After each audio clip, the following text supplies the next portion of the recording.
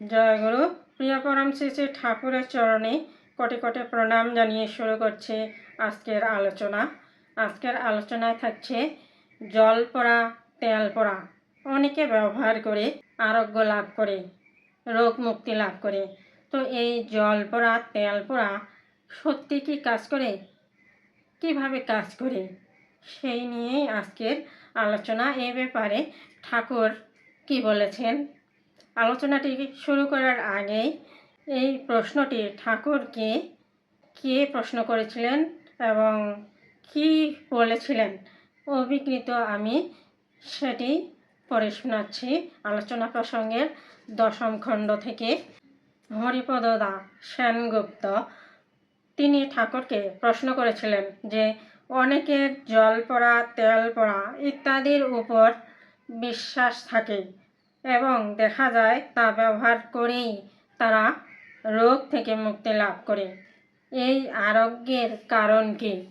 উত্তরে শ্রী শ্রী ঠাকুর বলেছিলেন যে পদ্ধতি ও প্রক্রিয়ার ভিতর দিয়ে জল পড়া বা তেল পড়া করা হয় তার মধ্যে হয়তো এমন কিছু থাকে যাতে রোগ নিরাময় হতে পারে।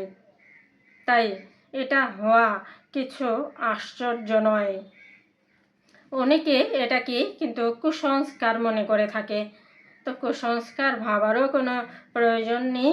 কিভাবে কাজ করে সেটাই এই আলোচনাটা শুনলেই বোঝা যাবে। বিশ্বাস মানুষের ইচ্ছা শক্তিকে উদ্দীপ্ত করে তোলে। তার মানে বিশ্বাস খুব গুরুত্বপূর্ণ একটা জিনিস।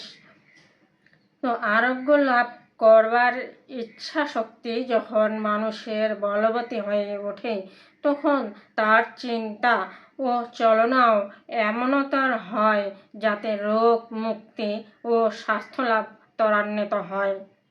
সব জিনিসেরই একটা রকম আছে, যেটা যে রকমই ফলপ্রসূ হয় সেটা তেমন বিহিত রকমেই করতে হয়।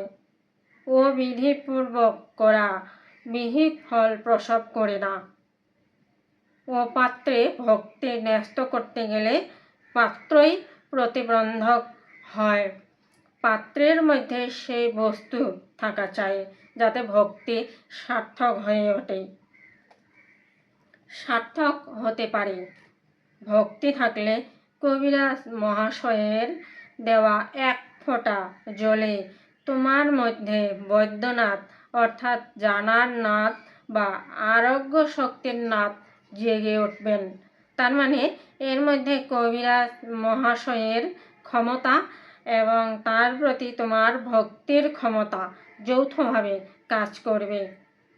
ভক্তি করার মতো মানুষ চাই এবং তার উপর ভক্তি ও বিশ্বাস চাই।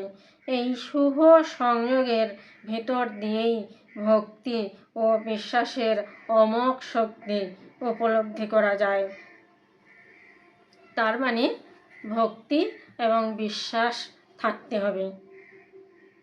যারা এই জল পড়া, তেল পড়া করেই আরোগ্য লাভ করে তারা এই ভক্তি বিশ্বাসের দরুন করে থাকে। তারা তাই ধরে নেয়, তাই ভেবে নেয় এবং তাই বিশ্বাস করে যে আমার এখান থেকেই আরোগ্য লাভ হবে, আমার এই কাজটা করলেই এই ওষুধেই আমার রোগ সেরে যাবে, এই একটা মনোভাব সে নিয়ে থাকে এবং সেই ইচ্ছা শক্তিটাও তার জাগ্রত হয়ে থাকে বলেই অনেকে এই জল পড়া, তেল পড়া করেই আরোগ্য লাভ করে থাকে। আর এখানে যদি ঘাটতি থাকে, তাদের বিশ্বাসের যদি ঘাটতি থাকে সেটা কিন্তু কাজ নাও করতে পারে। তাই এখানে ঠাকুর বলে দিয়েছেন যে ভক্তি করার মতো মানুষ চাই এবং তার উপর ভক্তি ও বিশ্বাস চাই।